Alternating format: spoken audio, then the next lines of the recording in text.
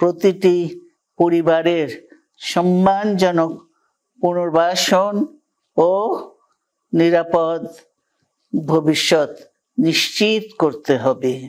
প্রিয় দেশবাসী, আমাদের সামনে যে সুযোগ সৃষ্টি হয়েছে নতুন করে গণতান্ত্রিক ব্যবস্থাকে প্রাতিষ্ঠানিক রূপ দেওয়ার, তা আমাদের দ্রুত সম্পন্ন করতে হবে।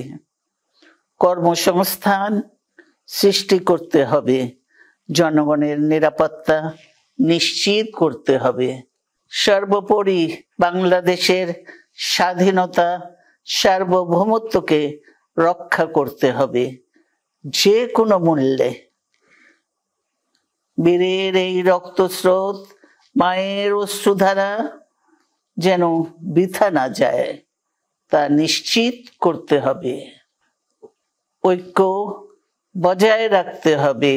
আসুন আমরা সবাই মিলে শহীদ জিয়ার স্বপ্নকে